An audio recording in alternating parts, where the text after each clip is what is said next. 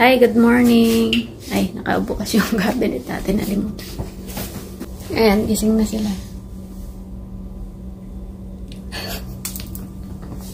Nakaluto na ako. Ayan ang aming ulam at egg.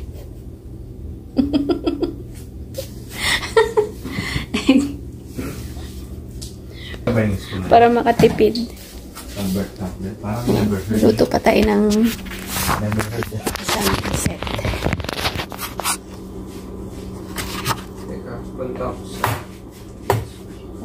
Ha? CDS mo Japan School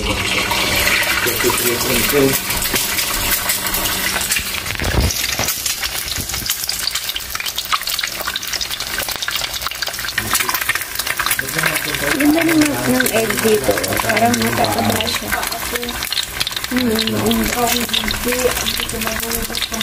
Ako na lang, di ba? Isay na lang yun. Meron pa namang ulam dyan yung ano.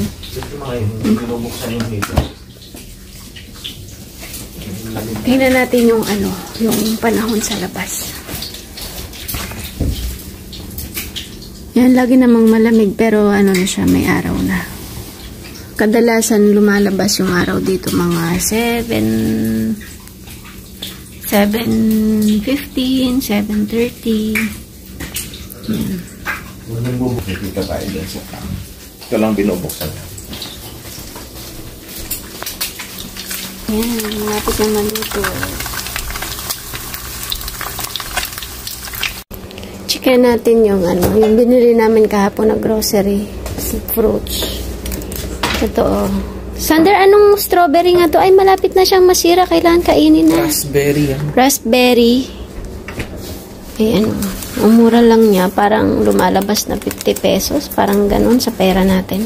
Mahal sa atin yan. Bihira pa. Ito, sobrang mahal sa atin yan. Nakakatuwa nga dito yung mura ng mga prutas. Tikman natin. Parang malapit na siyang masira. Kailangan na natin kainin yan. Yan ang pinakamataas ang antioxidant sa lahat ng prutas. Kaya kumain dyan yan. Taas ang antioxidant. Maasim siya pero masarap. Taas ang antioxidant niya. Mabilis lang pala siyang masira. Kailangan kainin agad. Tingnan niyo po. Kung smoke yung hininga mo, pag hinayaan. Yan ang raspberry. Parang sa Pilipinas, may raspberry ba? Wala. Parang wala yata. Doon kasi wala rin ako nakikita sa mga grocery. Ang mura ng mga ano dito, ng mga prutas. Dahil siguro local fruit siya. Or yung mga pinagkukuhanan sa kanya ay malalapit lang na bansa. Kasi sa atin yung mga mahal na prutas minsan ang gagaling pa sa ibang bansa, kagaya ng mga apple, kaya mahal. Kaya nakakatuwa pagka bumibili kami ng mga prutas dito at saka mga local vegetables o gulay, sobrang mura niya. Tingnan po natin ito.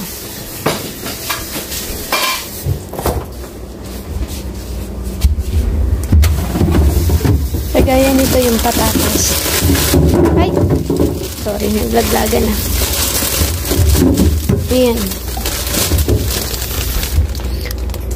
2.27 kilogram. So, mahigit ano siya? 2 kilo. Tama ba? Mahigit 2 kilo. Sobrang dami niya. Parang lumalabas lang na 41 pesos or 40 pesos. Yun. Kaya magsasawa ka sa potato. Sa alin ito? Ito. Mura din niya. Tsaka yung mga kamatis. Yung mga binili ko lang nung nakaraan mga sale. Ito sibuyas. Marami rin yan yung sibuyas na puti. Marami rin.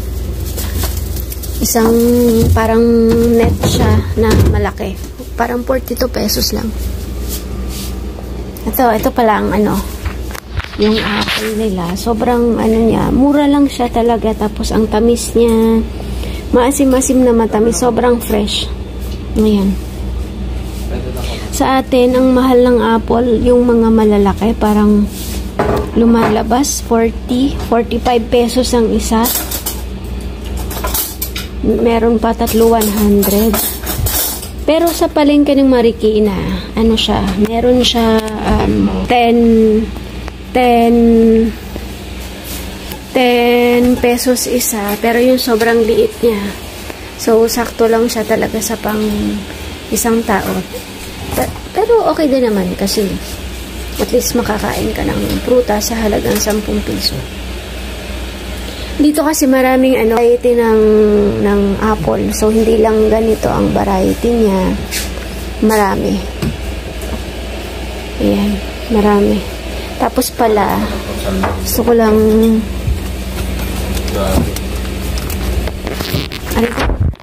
gusto ko ipakita yung yung milk nila, fresh milk. Ayan. So, sa isang pack, merong 3 ganito. 3 laman yung isang pack. Bali, lumalabas lang na siya, $7. Magkano yun?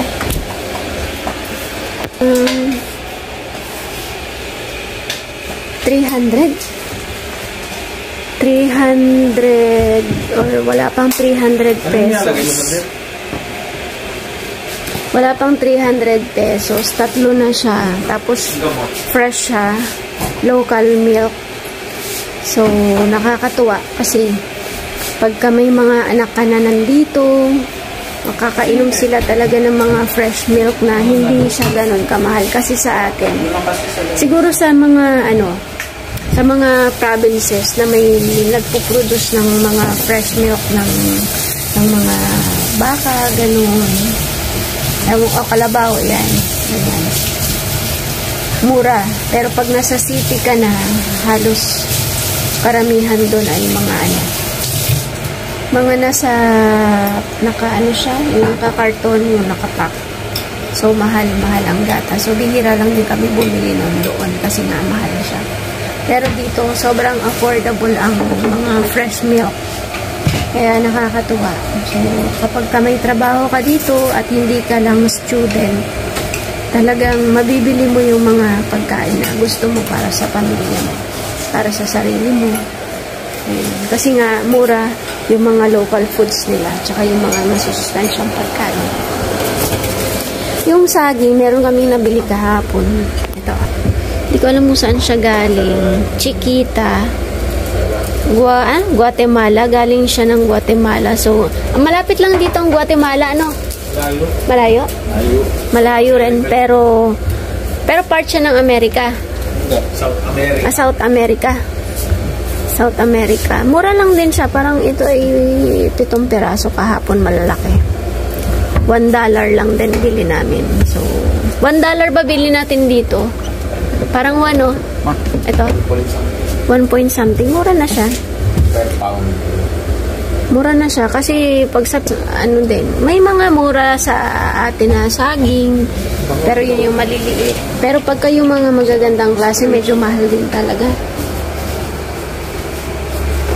Mahal din siya. Kailangan talaga. At mamimili ka lang ng variety ng saging sa atin para mas makamura. Ayan. Titimpla tayo ng kape. Kasi nga, malamig.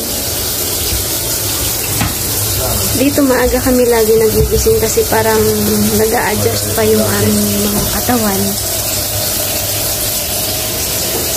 Galing sa Pilipinas. So, di ba magkaiba nga ang oras?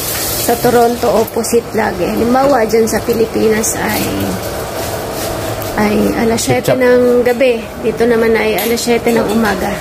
Ganun ang difference niya. Pero pag sa ibang mga parte ng Canada, ibang mga city, parang nag-a-adjust na siya ng oras. Pwedeng ahead or late siya ng 1 hour. Kasi nga, yung Canada, malaking country. So, iba-iba ang oras. Pero opposite pa rin. Sugar. Nakakatuwa dito sa Airbnb namin kasi ang daming libre. Ayan, diba? Iba't ibang klase ng kape. Ang daming libre. Ayan. Yung pala ang kagandahan dito sa nabook naming Airbnb. Libre yung shampoo. Tingnan natin yung mga shampoo nila.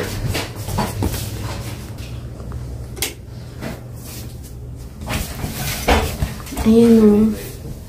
Ayan, may mga libre. Di ba nakakatuwa kasi pag sa ibang mga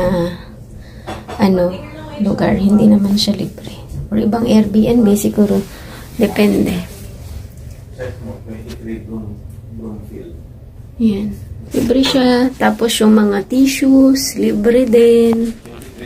Ayun, talagang parang ina-accommodate nila ng maayos ang mga magiging customer nila or wini-welcome nila ng okay. So, ilalagay ko dito yung address nung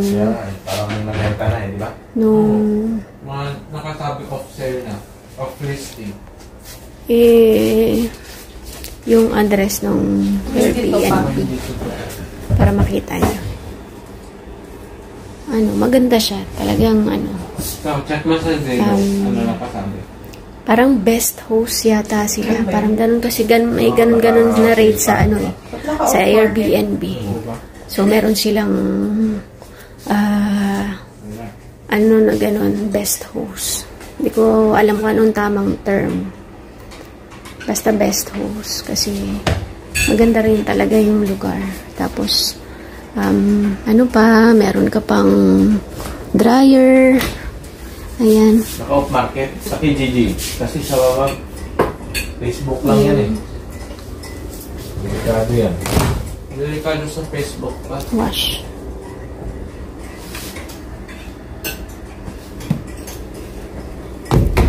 Test mo nga sa KGG yan. Baka mamaya mag-walking kami ulit ng mga bata para medyo lakad-lakad kami tsaka makapaaraw kahit medyo malamig. Ayan.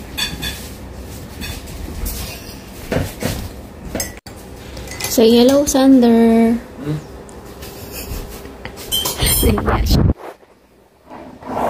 Ito na yung ating kape.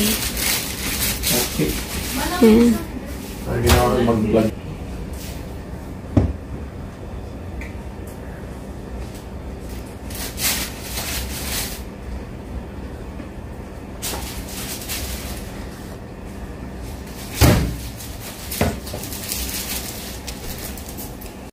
At pinakamalaking Supermoon. ngayong taon, Kain po tayo.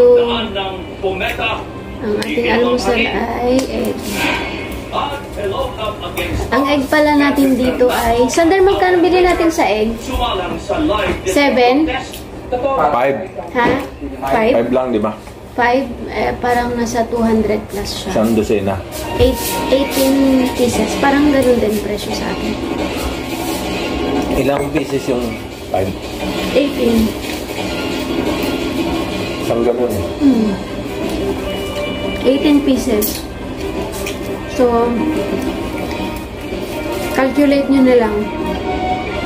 $5 times ng 42. 5 times 42. Halos hindi naman siya, halos hindi siya nagkakalagay. Parehas din. Parang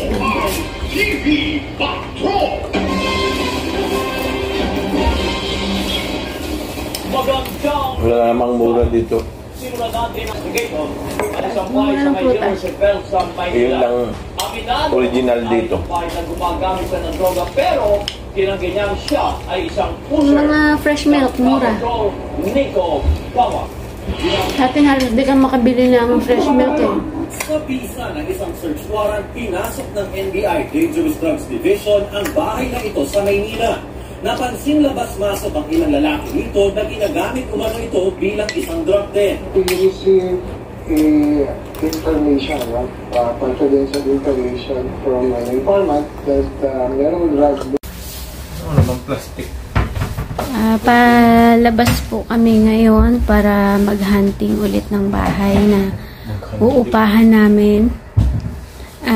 May kausap kami na ano ngayon, hindi ko alam kung agent siya o siya yung may-ari nung rerentahan na bahay. So, ayan. Mamaya-maya lalabas na tayo.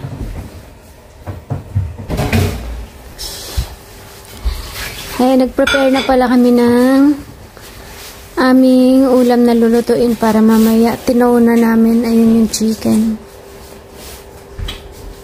I-prepare mo yung chef.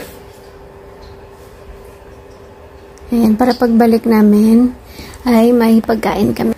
Kasi pag bibili ka ng bibili dito ng pagkain, araw-araw, yung mga pagkain sa labas, talagang mapapagastos ka. Kaya kailangan magluto para yung lulutuin mo, minsan aabutin na ng ilang araw. Tapos yun na yung mga magiging pagkain mo sa mga susunod na araw. Kaya malaking malaking tipid. Yung mga presyo ng karne dito, tama lang din. Kung marunong ka lang din namang magtingin-tingin ng yung may mga sale, yung minsan yung may parang tinitingnan nila, parang may sila, anong tawag dito? Yung bawa naka-red tag, white tag. So, may label yon. Yung red, pwedeng sale na siya, tapos pag white, parang hindi pa siya sale. So, ganun ang mga titingnan nyo. Tingnan nyo na lang kung tama yung sinasabi ko kung na red. Sa red at saka sa white. Ayan. Umuusok yung Hindi nga po. dahil malamig sa labas. Baka mahilo ka dyan. Nahilo ka sa sarili mong amoy. Pwede mag-short. Ha? Mag-short ka? O mamaya mag-uwi, mag-aaya ka na naman pa uwi. Malamig sa labas. Aalis ulit tayo ngayon. Hahanap tayo ng bahay. Nilak mo, ma? Oo, nilak ko na yung bahay. Double check ko, teka. O sige. Double check. Check daw sana. Ayan, naglalakad na kami para maghanap ng bahay. Kasi kailangan na namin makalipat. Grips na. Kailangan na namin makalipat ng permanent na bahay na upahan namin kasi mahal nga po ang Airbnb. Kasi ang presyo ng Airbnb halimbawa ay yung Airbnb namin for 10 days. Yung halaga niya parang pang isang buwang upa na siya ng ordinaryong bahay dito.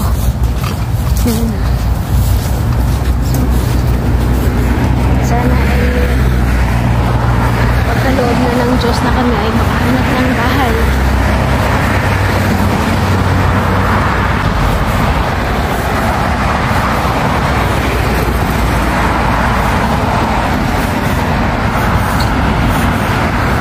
Mga sasakyan dito, wala siyang heavy traffic. Napakaluwag ng dito, daloy o traffic ng mga sasakyan.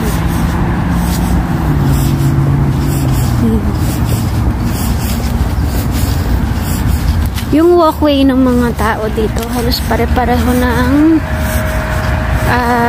design at saka yung mga lapad. Kaya maganda mag-walking. Kaya halimbawa pag malapit lang yung school o yung trabaho mo, walang problema sa paglalakad kasi makakatipid ka rin sa pamasahe dahil nga maganda ang mga walkway dito.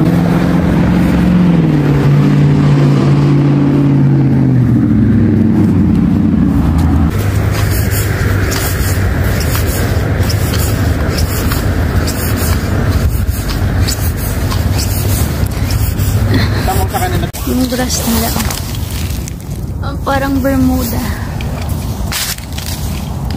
Ang dami ng mga dahon na naglalaglagan kasi ay fall na.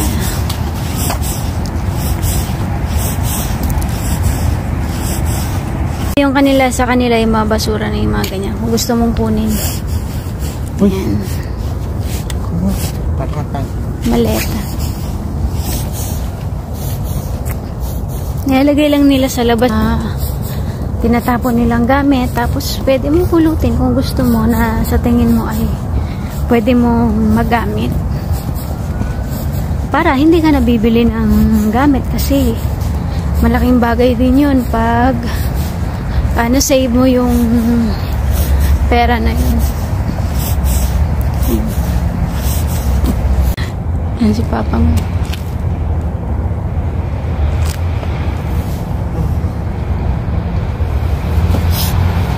Yan.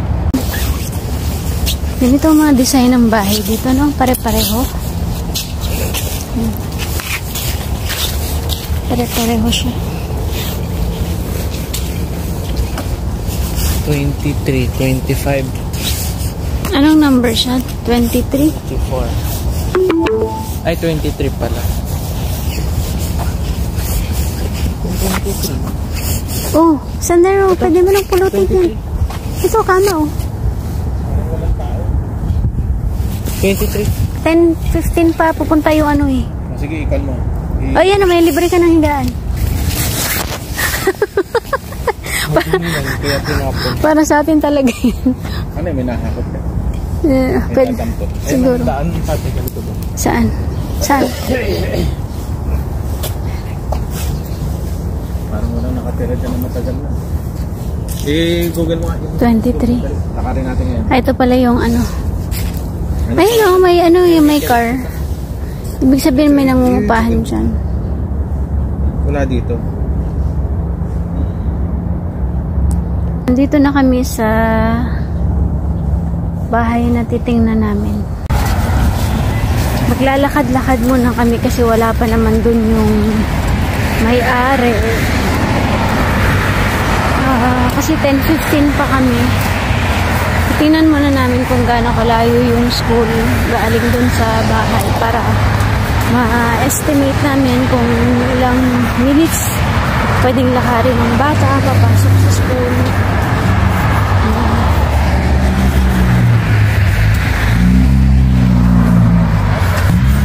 Kano yung bahay? 2. Sakto? Oo, plus mag-add na lang tayo ng pang-utilities. Oo.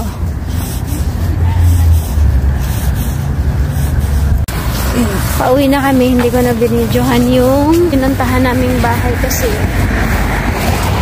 for the privacy nung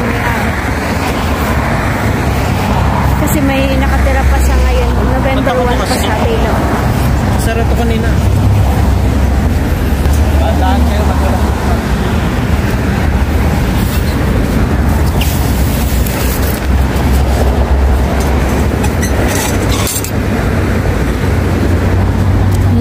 Bababa na tayo.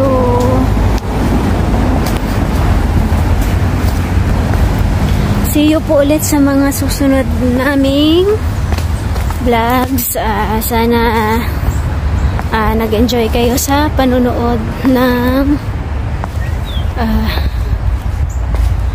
aming vlogs sa araw na ito.